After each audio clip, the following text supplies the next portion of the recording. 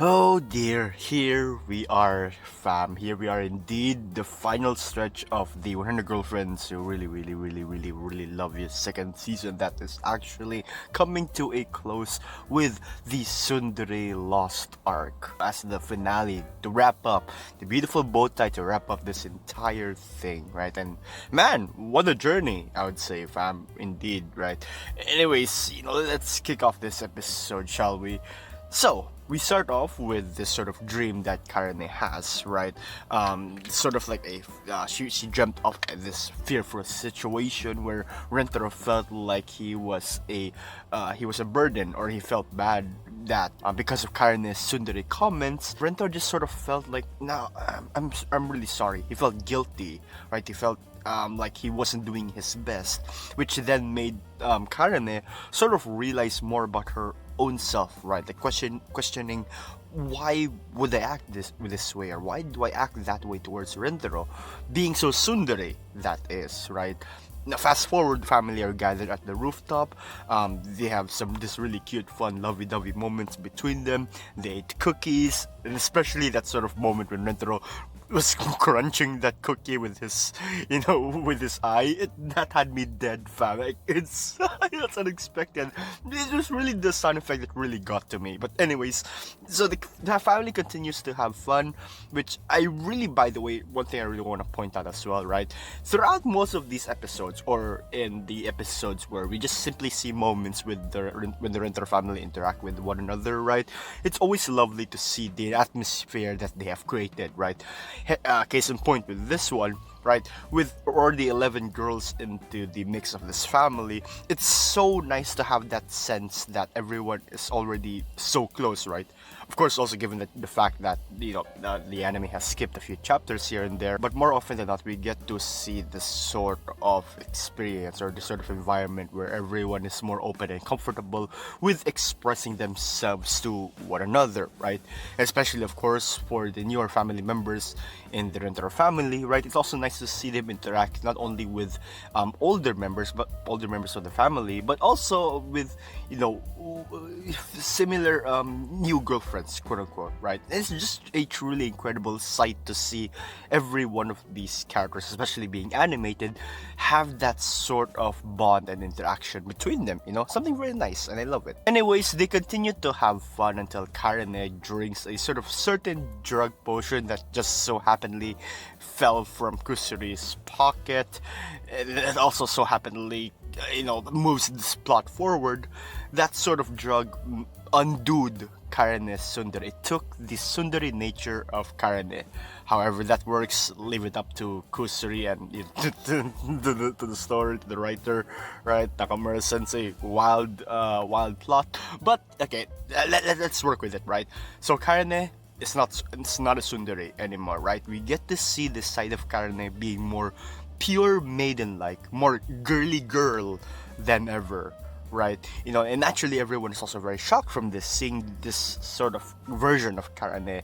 And yes, indeed, it's very cute, super wholesome, and there are a lot of really cute moments and a lot of amazing possibilities that this sort of Karane is, would be also very welcoming and would be very amazing and cute.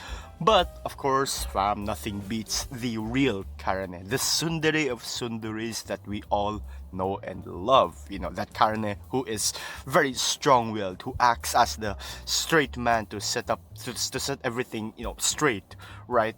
Who is one who is very strong yet gentle and kind, and most importantly, one who always stands up to support and protect the people that she loves.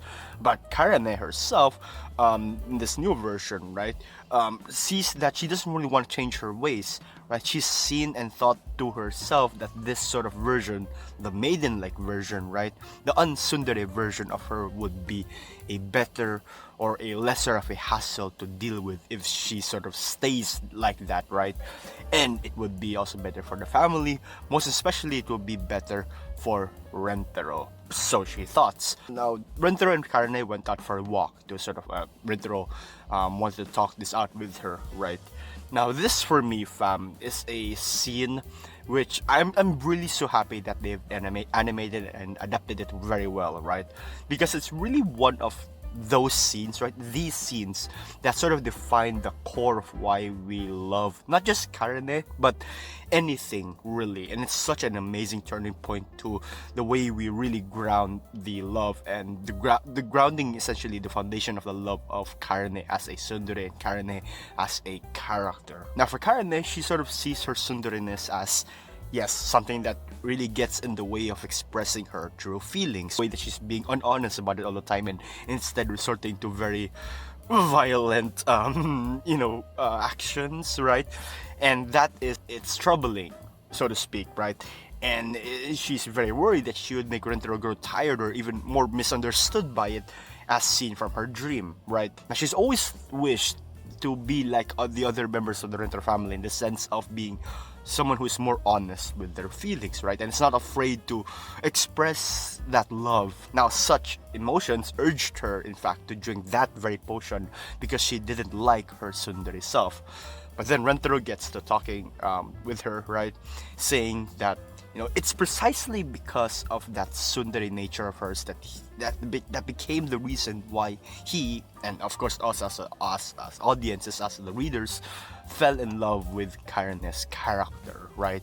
So yes, it's the whole "I love you when you are yourself" sort of idea that's there, right? Something simple, cliche, so to speak, right? But it's really the next words that Rentaro spoken that really hit the nail, fam. If it's Karane's true desire to be this way, in this pure maiden way, then Rentaro will try his best to accept it, right? As we all do. Like, if it's really your choice, then yeah, I have no reason to stop you. Go for it. I'll accept you for who you are. We'll work this out together, right? But if the reason for changing yourself is because you hated that version of your past self, then that is something that Rentaro, or I guess anyone, will not accept, right? That he won't let even Karane look down on her own self, right?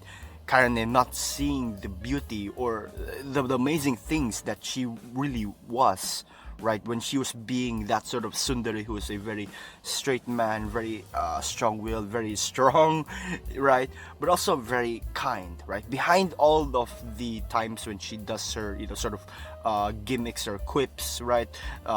Things that Karane would do. Aside from that, that's also part of the reason why she's also helping other people be honest with themselves, right? As even evident by that scene when Karane and Shizuka and Hakari essentially, right, got together on the rooftop. They were talking out their feelings, as Shizuka wanted to express her love to Rentaro, it was Karane in fact who helped her realize her own Shizuka's own feelings, and told her and reassured her that it's okay for you to be as honest as well, right? Because fam, it's precisely because Karane is so dishonest with herself, or she knows that she really wants to express her love but she couldn't express it very well.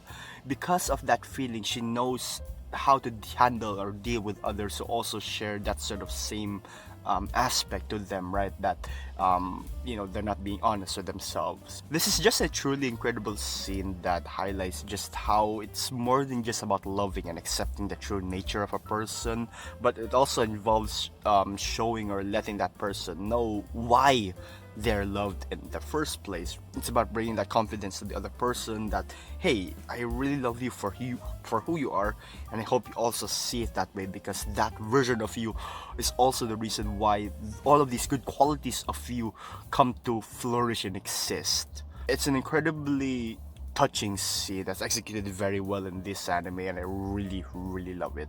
So Karane then wanted to change back into being a tsundere, but after a failed attempt from Kusuri's recovery drug, Karane and Rentaro stayed over at the Hanazono residence to try out some ways to recover her tsundere.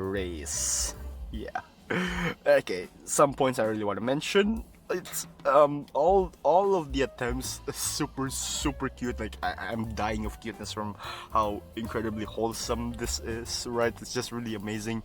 And also really love how they've executed the whole man glove scene. It's super fun, goddamn. And in hindsight as well, looking back at this entire episode, I really also love how we get to enjoy more of Hakari's facial expressions, right? I think this episode is a goldmine of cute Hakari, cute face moments, right? Super cute. And that heart talk as well between Karane and Hakari. beautiful, right? It's truly a show of their genuine friendship that they've cultured and cultivated throughout this entire journey. Because remember, fam, it really did start with just the two of them. So, of course, they really gotten to know one another for quite some time, right? A long time, so to speak. And yeah, I know they've missed a lot by hiding it behind the doors, but hey, the thought is there at least, and it's nice. Plus, Kaide Hondo and Mio Tomita's voice acting, with those lines, yep, I'm super super happy with it, because goddamn, it made me have an even deeper love and appreciation for Kaide Hondo voicing Hakari, because she is just incredibly amazing at it. Yeah. And you know what? While I'm at it, other points I also want to touch on this episode, right? Kusuri mentioning her granny, right? If you know, fam. That fourth wall break moment about Kusuri making the recovery drug during the ad break, right? And then Nano adding as well more to that question that depending on the media or platform, there might not be an ad break, right? And it's also a delight to see Mei and Hahari moments as well, fam. Really nice. I mean, mother-daughter deviant combo is cool, but don't forget about the bond between this wild master, and an even wilder servant, right? Absolutely incredibly insane how they've executed this whole dynamic between Hahari and Mei. I love it. But yeah, it's another beautiful episode of mixed emotions that will eventually lead to the conclusion in the very next episode, and I really really can't wait to see that. So yeah, with that being said, thank you so much for listening, family. If you enjoyed this, you leave a like, or if you love Hyakkano as much as I do as well, follow the channel for more Hyakkano content, and I'll see you to the next video. Take care, fam. I love you all so much. Mwah.